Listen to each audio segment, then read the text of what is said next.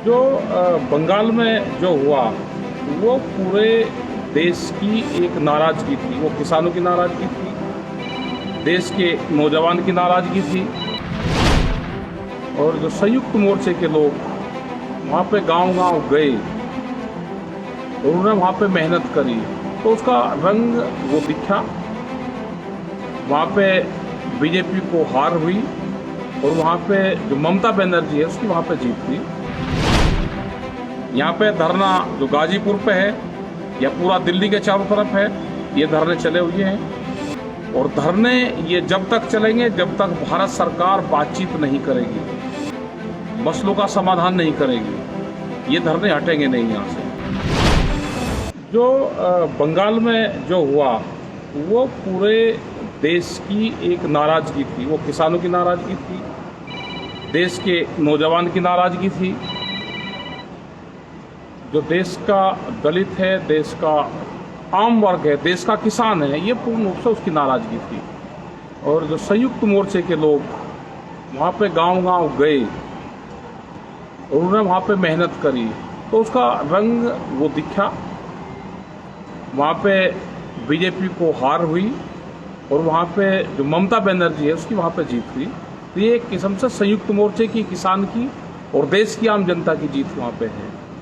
यही हाल उत्तर प्रदेश के चुनाव में रहा, जो पंचायती चुनाव है या प्रधानी के चुनाव है, उसमें भी यही है कि बहुत करारी हार बीजेपी की हुई है और बहुत जगह धोखाधड़ी से इन्होंने अपने लोग जिताए। पूरा पुलिस प्रशासन का पूरा मिसयूज करा गया, लोगों को जबरदस्ती हराया गया। जो जीते हुए कैंडिडेट थे उनको हराने का काम करा गया। उसके बावजूद भी बहुत बुरी हालात है। आज अब ये जिला पंचायत के जो अध्यक्ष बनेंगे, इसमें पूरे विपक्ष को एक होना चाहिए। विपक्ष एक होगा तो इनको आप मात दे सकते हो।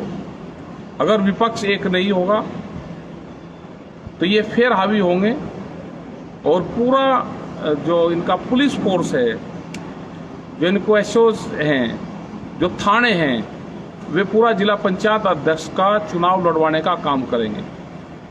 तो लोगों को डरने की, घबराने की जरूरत नहीं है। सब लोग इकट्ठे होकर इनका मुकाबला अगर करोगे तो आप जिंदा रहोगे, नहीं तो ये जिला पंचायत अध्यक्ष अपने बनाएंगे। और कम वोट इनकी है उसके बावजूद भी ये बनावेंगे, क्योंकि पुलिस फोर्स इनके हाथ में है, तो इनका मुकाबला करना पड़ेगा। यहाँ पे धरना जो गाजीपुर पे है या पूरा दिल्ली के चारों तरफ है, ये धरने चले हुए हैं। और धरने ये जब तक चलेंगे जब तक भारत सरकार बातचीत नहीं करेगी, मसलों का समाधान नहीं करेगी, ये धरने हटेंगे नहीं यहाँ से।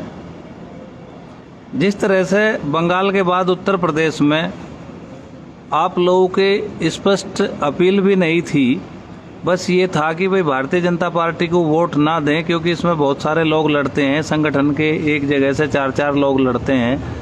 उसके बावजूद भी ये किसान और मजदूरों ने ये दिखाया है कि भारतीय जनता पार्टी के खिलाफ वोट किया है। तो ये जो नाराजगी है धरातल पे, क्या सरकार इससे घबरा कर अब किसानों की मांगों को पूरा करने के लिए कोई कार्य करेगी, ऐसी कोई उम्मीद है? अब उम्मीद है कि सरकार अब बातचीत जरूर करेगी सरकार। और अगर सरकार बातचीत अब भी नहीं करेगी तो ये आंदोलन तो खत्म नहीं होते, आंदोलन तो चलते रहेंगे। क्योंकि देश की आज़ादी की जो लड़ाई थी उसके आंदोलन 90 वर्ष चले, तो किसान तो वापसी नहीं जाएगा, किसान तो लड़ाई लड़ेगा। और पूरे देश के हालात बहुत खराब है, पूरा देश को आधा देश इन्होंने बेच लिया। जो बड़ी बड़ी कंपनियां थी वे बेचने पर लगे हुए हैं और ये आम जनता को पता चल गया है सारा। नहीं तो जो आपने एक फिर वही कारपोरेट की बात आती है, आप बार बार इसको कहते हो, जिन कंपनियों को सरकार बेचना चाहती थी आज वही कंपनियां जीवनदायिनी साबित हुई हैं। और उन्होंने जो उनके यहाँ पे ऑक्सीजन यूज होती थी उसको मेडिकल ऑक्सीजन में कन्वर्ट करके स्टील उद्योग ने, भेल ने और तमाम जो ऐसी कंपनियां थी जो बिकाऊ थी, जिनकी लिस्ट पे थी, आज वही ऑक्सीजन दे रही हैं। तो अगर सरकार के पास ये स्ट्रक्चर नहीं रहेगा तो हालात और खराब होंगे। और कोरोना पे आप सरकार का किस तरह से फेलियर मानते हैं? कोरोना पे तो सरकार है ही नहीं, सरकार ने तो हाथ खड़े कर दिए। इनके तो जो मंत्री हैं वे हॉस्पिटलों में जाके लेट गए, अपने आप को कोविड का वो दिखा के और क्वारंटाइन हो गए, वहाँ पे हॉस्पिटल ले लिए। बहुत ये भ्रष्टाचार हॉस्पिटल में हुआ। अब तो ये प्राइवेट हॉस्पिटल में इसमें ज़्यादा ये हुआ है। क्यों नहीं करा जाते? क्यों इसके ऑक्सीजन के हॉस्पिटल अलग से बनाए जाते? जितने हमारे यूनिवर्सिटी हैं जो आज जिसमें बच्चे नहीं पढ़ रहे, वे खाली है, उनको आप ऑक्सीजन के हॉस्पिटल बना दो। वो एक प्राथमिकता है। जब यहाँ पे ऑक्सीजन बैंक की बात आप कर रहे हैं? ऑक्सीजन बैंक जो जैसे यहाँ पे गुरुद्वारा यहाँ इंदिरापुरम में गाजियाबाद में है, ये सड़क के ऊपर करीब 6000 से ज़्यादा लोगों की जान इन्होंने बचा दी अब तक। तो हम हर शहर में उसमें बना सकते हैं, हर कस्बे में उसमें बना सकते हैं कि उसको ऑक्सीजन सिलेंडर ही तो चाहिए उनको जी। आप उनको ऑक्सीजन सिलेंडर अवेलेबल करवा दो, ऑक्सीजन बैंक आप बनाओ। जैसे श्री राम कॉलेज मुजफ्फरनगर में है या और जितने भी इंजीनियरिंग कॉलेज है, उनकी बिल्डिंग वहाँ पे है, उनके वहाँ पे बच्चों के हॉस्टल वहाँ पे है, आप उसको बना दो। उसमें जो भी मरीज आ रहा है उसको लुटा दो। जो ऑक्सीजन की जरूरत है, ऑक्सीजन के बगैर लोग मर रहे हैं, तो उनको ऑक्सीजन मिल जाए। आगे किसी को हॉस्पिटल में रेफर करना है, वहाँ पे कर दो, उसका कोविड सेंटर नाम दे दो, ऑक्सीजन बैंक नाम दे दो, ऑक्सीजन के हॉस्पिटल आप उनको दे दो, हल्की सी उनके मेडिसिन दे दो। तो ये दे सकते हैं, लेकिन सरकार हाथ खड़े करके और सरकार पब्लिक को बीच में छोड़ के भाग गई है।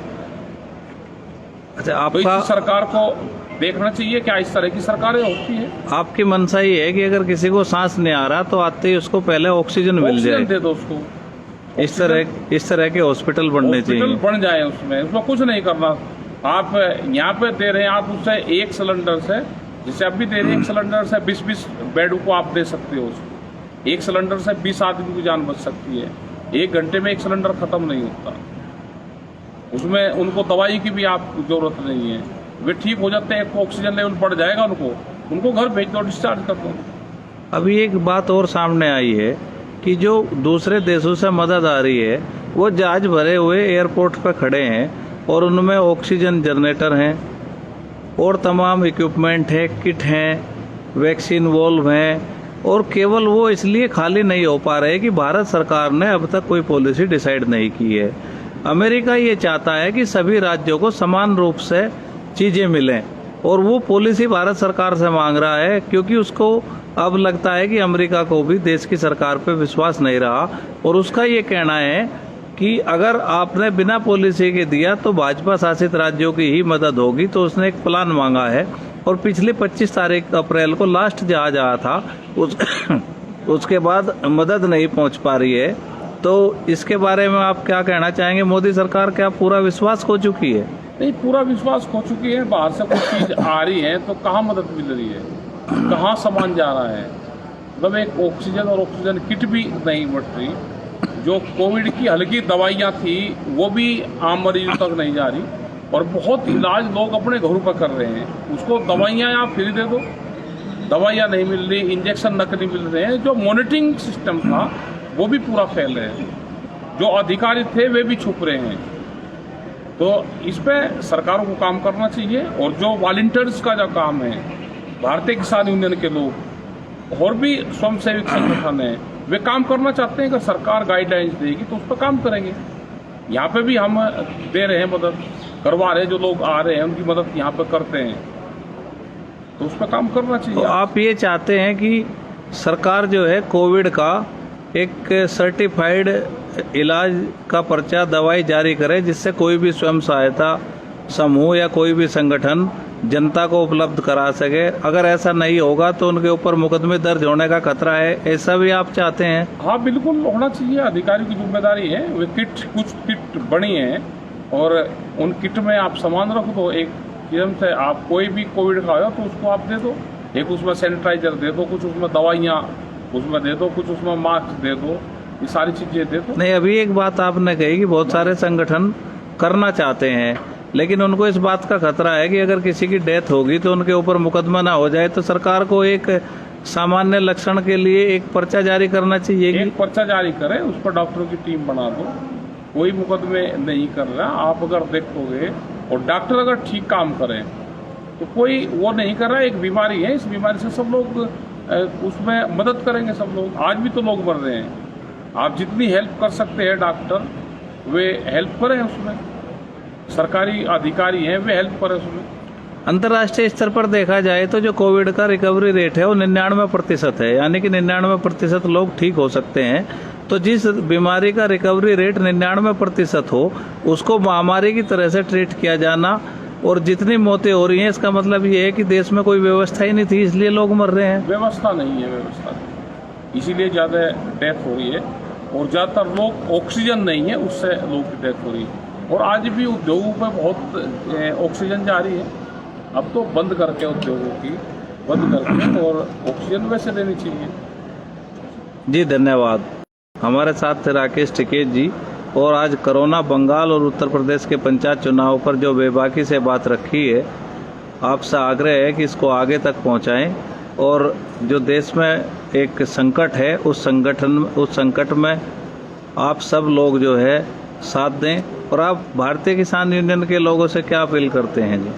भारतीय किसान यूनियन के लोग ये हैं कि अपने खेत को देखें, अपने धरनों को देखें, और जो लोग आज बीमारी के उनकी मदद करें, और क्या क्या उनको दवाई है वो दवाई अवेलेबल उनको जरूर करवाएं। इसमें दान पुण्य भी करें। गरीब आदमी बीमार हो रहा है, उसके पास में पैसा नहीं है, तो उसकी भी मदद करें। आज ये ना करें कि मेरे पास में पैसा है, पड़ोसी का नहीं है। आज ये समझेगा अगर पड़ोसी बीमार है तो कल मैं भी होऊंगा, तो पड़ोसी का ठीक होना जरूरी है। अगर पड़ोसी बीमार होगा तो वो बीमारी मेरे घर पे भी आएगी। तो हम पड़ोसी को ठीक करें, अपने पैसे से ठीक करें, उसकी मदद करें हर संभव। और ये नहीं होगा तो आने वाले टाइम पे ये बीमारी ज़्यादा फैलेगी और इससे ज़्यादा लोगों की डेथ होगी।